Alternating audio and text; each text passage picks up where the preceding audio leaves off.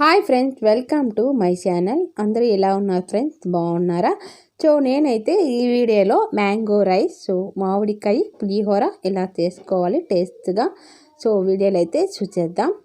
Video అయితే చివరి వరకు చూడండి, లైక్ చేయండి. అలాగే సబ్స్క్రైబ్ చేసుకోండి, పక్కనే ఉండే బెల్ ఐకాన్ని క్లిక్ చేసుకోండి.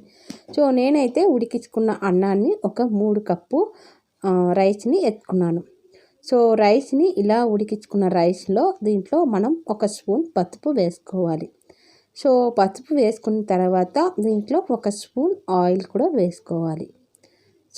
ఆయిల్ వేసుకున్న తర్వాత దీంట్లో మనం టేస్ట్కి తగినంత సాల్ట్ అనేది వేసుకోవాలి.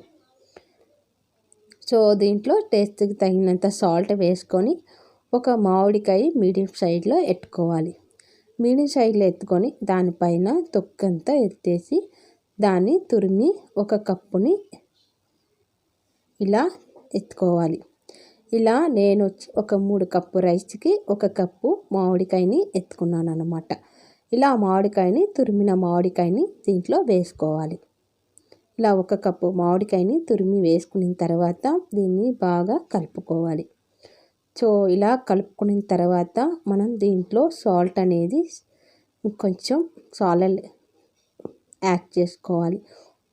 సాల్ట్ అనేది తక్కువగా ఉంటే మేము కొంచెం సాల్ట్ అనేది వేసుకోవచ్చు అన్నమాట. ఇలాగే ఒక 10 మినిట్స్ పెట్టుకోవాలి. ఒక ప్యాన్ పెట్టుకొని స్టవ్ పైన ఆయిల్ వేడైన తర్వాత దీంట్లో 1 స్పూన్ మినప్పప్పు వేసుకోవాలి. 1 స్పూన్ ఆవాలు వేసుకోవాలి. 2 ఎండుమిర్చీలు కూడా వేసుకోవాలి. వేరుశనగలు ఒక 2 స్పూన్ వేసుకొని ఒక 5-6 పచ్చిమిర్చీలు కూడా వేసుకొని దీంట్లో ఒక జీడిపప్పు, కరివేపాకు వేసుకోవాలి. ఈ తాలింపుని మనం వేడిగా ఉండేటప్పుడే మనం అన్నంలో వేసుకొని బాగా కలుపుకోవాలి. ఇలా బాగా కలుపుకున్న తర్వాత ఉప్పు కొంచెం చూసుకొని సాల్ట్ లేదంటే కొంచెం సాల్ట్ అనేది యాడ్ చేసుకోండి. మనకి టేస్ట్గా మ్యాంగో రైస్ అనేది చాలా టేస్ట్గా ఉంటుంది. మీరు కూడా ట్రై చేయండి. అలాగే మీ ఫ్రెండ్స్ అండ్ ఫ్యామిలీకి కూడా షేర్ చేయండి.